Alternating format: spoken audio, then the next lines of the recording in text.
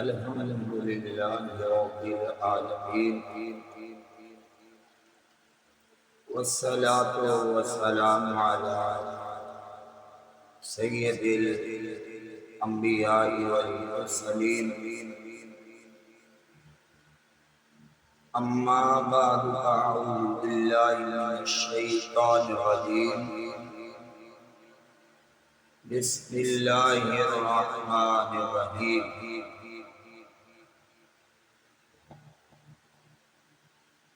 والله خير الرازقين آمنت بالله صدق الله مولانا العظيم وصدق رسوله النبي النبي الكريم صلاة والسلام عليك يا سيدي يا رسول الله وعلى آلك وأصحابك يا سیدی یا حبیب اللہ. ہدیہ درود و سلام کا نذرانہ پیش کرنے کے بعد لامحدود درود پاک امام الانبیاء علیہ الصلوۃ والسلام کی پاک بارگاہ میں پیش کرنے کے بعد میں نے لارائب کتاب کلام رب الجلال میں سے چند لفظ آپ کے سامنے پڑھنے کا شرف حاصل کیا ہے، جس کا مفہوم یہ ہے کہ سب کو رزق دینے والی اللہ رب العالمین کی ذات ہے. سب کا رازق جو ہے، سب کا مالک جو ہے، سب کو پالنے والا جو ہے وہ رب العالمین ہے. خالی رب نہیں ہے، عالمین ہے. رب عالمین کو پالنے والا ہے. چاہے کوئی سمندروں کے اندر رہنے والا، چاہے کوئی زمین پر چلنے والا، چاہے کوئی بند پتھر میں رہنے والا، رزق ان کو پہنچانے والی ذات وحدہ لا شریک ذات ہے اور رب العالمین ہے. لکھا ہے کہ حضرت ابراہیم خلیل اللہ علی نبینا علیہ السلام مہمان کے ساتھ کھانا کھایا کرتے تھے. ایک دن ایسا آیا کہ صبح سے لے کر دوپہر تک کوئی گھر مہمان نہ آیا. آپ اپنے گھر سے نکلے، ایک بزرگ کو باہر دیکھا، ان کو پکڑ کے گھر لے آئے، لا کر بٹھایا، کھانا سامنے پیش کیا. تو حضرت ابراہیم خلیل اللہ علیہ نبینا علیہ السلام نے بوڑھے آدمی سے کہا شروع کرو اللہ رب العالمین کے نام سے. کہنے لگا میں تو غیر مسلم ہوں، بتوں کو پوجنے والا ہوں، میں کیسے رب العالمین کی ذات کا اللہ رب العالمین کے نام سے شروع کروں؟ میں تو اپنے خدا کے نام سے شروع کروں گا. حضرت ابراہیم علیہ نبینا علیہ السلام فرماتے ہیں کہ وہ رب العالمین ہے جو تمام جہانوں کو پالنے والا ہے.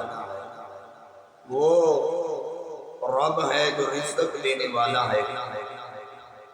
تم کیوں بتوں کو پوجتے ہو اور ان کا نام لے کر کھانا شروع کرتے ہو؟ تاکہ میں اپنے خدا کے ساتھ بے وفائی نہیں کر سکتا. چند لقمے آپ نے مجھے روٹی کے دیے ہیں، میرے سامنے رکھے ہیں، میں ان لقموں پر پک جاؤں؟ کیا میں اپنے خداؤں کا نام لینا بھول جاؤں؟ کیا میں اپنے خدا کے ساتھ بے وفائی کروں چند ٹکڑوں کے لیے؟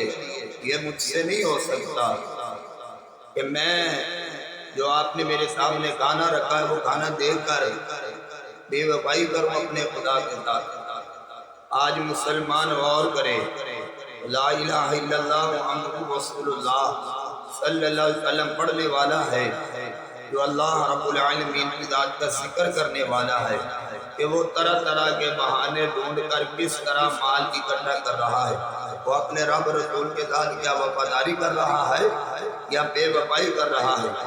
آج مسلمان کو ضرورت ہے کہ اپنے آپ کو ٹھیک کرے، اپنے آپ کو راہ حق کے راستے پر چلائے، اپنے آپ کو راہ ہدایت کے راستے پر چلائے، اور وہ توکل کرے، یقین کرے کہ اللہ خیر الرازقین، رزق دینے والی ذات اللہ رب العالمین کی ذات ہے، اس کے علاوہ ہمیں کوئی رزق دے نہیں سکتا ہے۔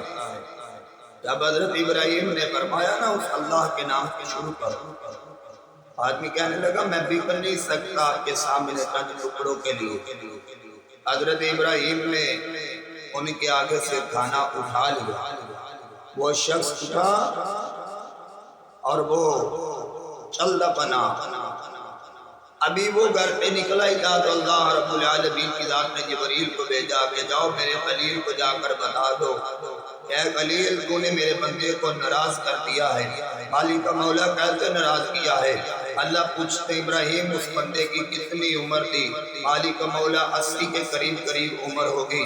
میرا رب فرماتا ہے کہ ابراہیم میں جانتا ہوں کہ وہ مجھے یاد بھی نہیں کرتا ہے، میرا ذکر بھی نہیں کرتا ہے، مجھے پکارتا بھی نہیں ہے، مجھ پر توکل بھی نہیں رکھتا ہے، مجھ پر یقین بھی نہیں رکھتا ہے، لیکن میں رب العالمین ہوں، میں 80 سال سے اس کو رزق دے رہا ہوں۔ جب حضرت ابراہیم نے سنا تو فوری طور پر اس شخص کے پیچھے بھاگے، جا کر آپ نے جب دیکھا تو وہ جا رہا تھا، آپ نے آواز دی او میاں کھانا ٹھنڈا ہو رہا ہے، جلدی سے آ جاؤ آگے کھانا کھا لو۔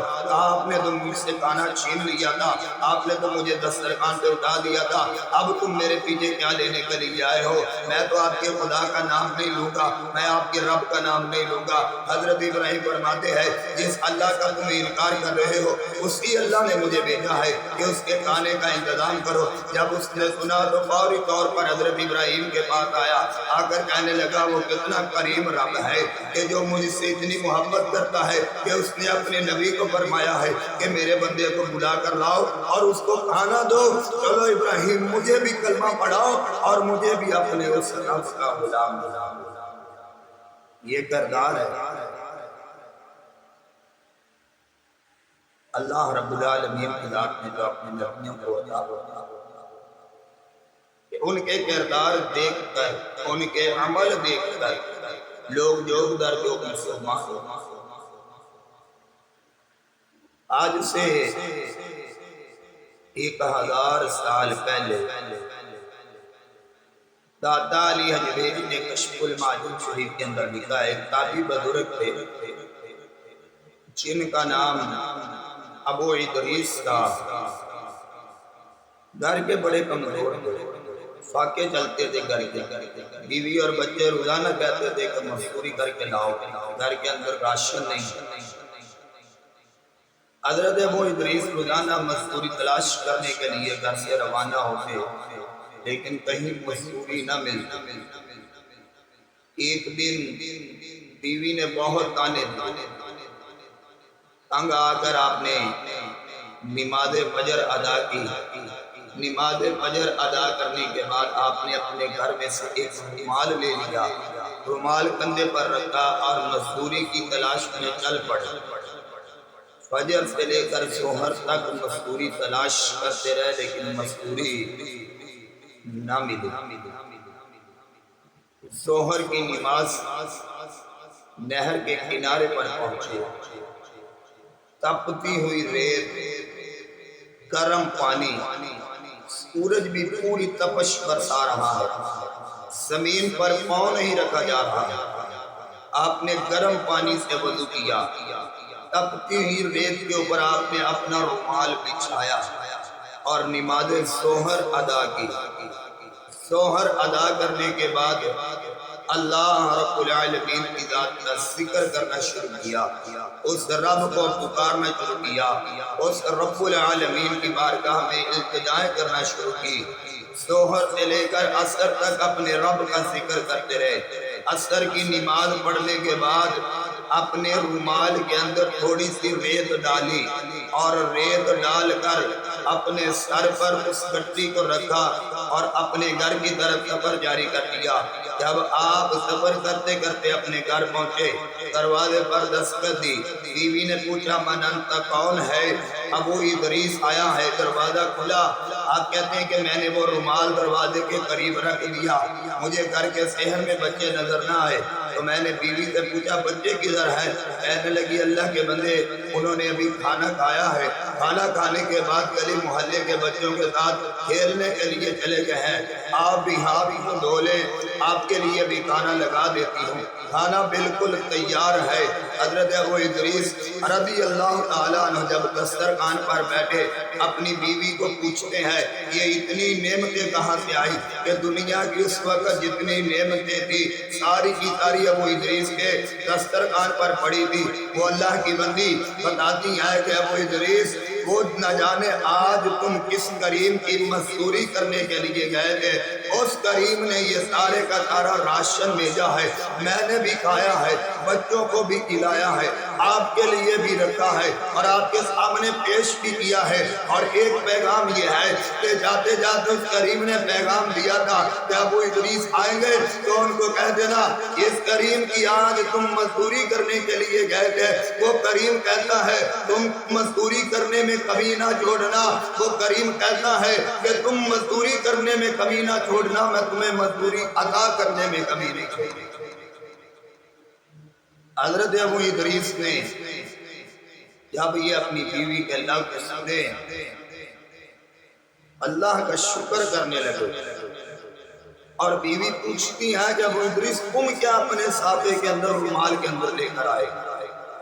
جب اس بیوی نے اللہ کی بندی نے وہ رومال کھولا، ابو ادریس کہتے ہیں میں نے تو ریت ڈالی تھی رومال کے اندر، کہتے ہیں مجھے قسم ہے اس ذات کی جس کے قبضہ قدرت میں میری جان ہے، کہتے ہیں جب میری بیوی نے وہ رومال کھولا تو وہ ریت نہ رہی تھی بلکہ وہ سونا اور چاندی تھی۔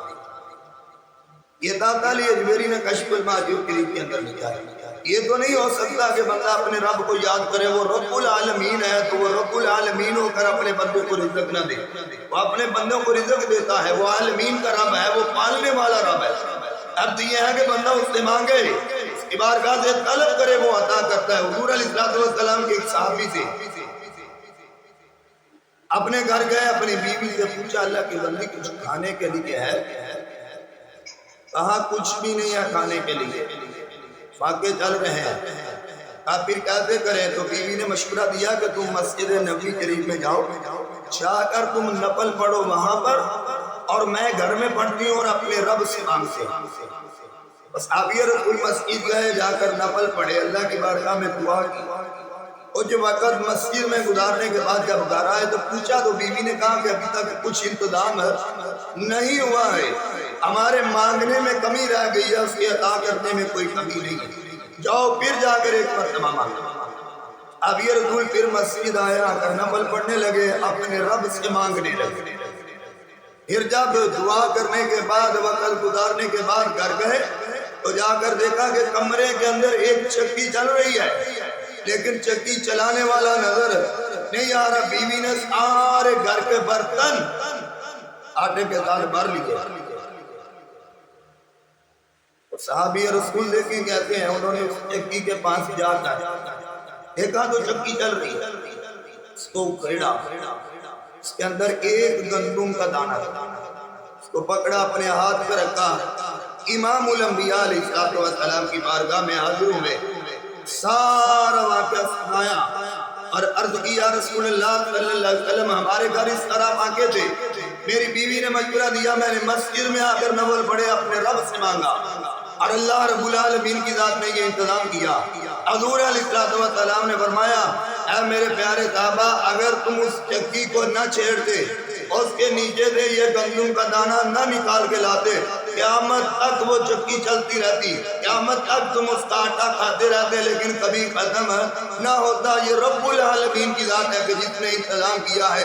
اور میرے نبی علیہ السلام نے فرمایا لوگوں اگر تمہیں نمک کی بھی ضرورت پڑ جائے اپنے رب کی بارگاہ سے مانگا کرو، اللہ رب العالمین کی بارگاہ سے رجوع کیا کرو، کیونکہ وہ رب العالمین کی ذات ہے۔ وہ رب فرماتا ہے واللہ خیر الرازقین، ہر کسی کو رزق دینے والی ذات اللہ رب العالمین کی ذات ہے۔ وہ رب ہے، عالمین کا رب ہے، سب کو پالنے والا عالمین کا رب ہے، سب کو پالنے والا رب رب العالمین کی ذات ہے۔ یتیموں کو پالنے والا رب العالمین ہے، مسکینوں کو پالنے والا رب العالمین ہے، بیوہ کو پالنے والا رب العالمین ہے، امیروں کو پالنے والا رب العالمین ہے، غریبوں کو پالنے والا رب العالمین ہے، جانوروں کو پالنے والا رب العالمین ہے، شیاطین کو پالنے والا رب العالمین ہے، شمس و قمر میں رزق دینے والا رب العالمین کی ذات ہے، مغرب میں رزق دینے والا رب العالمین کی ذات ہے، مشرق میں رزق دینے والی رب العالمین کی ذات ہے،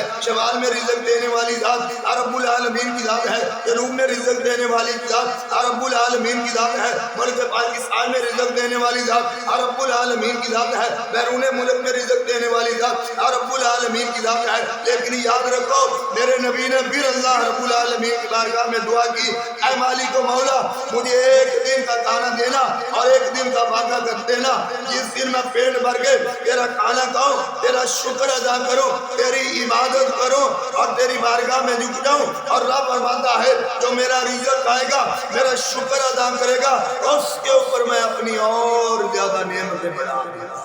اللہ رب العالمین کی ذات مجھے اور آپ کو صحیح معنوں میں اور رب العالمین کی ذات کا شکر ادا کرنے والی زبان عطا فرمائے، اور کھانا کھانے کے بعد دعا مانگا کریں الحمدللہ الذی اطعمنا وسقانا وجعلنا من المسلمین، الحمدللہ الذی اطعمنی ھذا وارزقنی من غیر حول منی ولا قوة، وآخر دعوانا ان الحمدللہ رب العالمین۔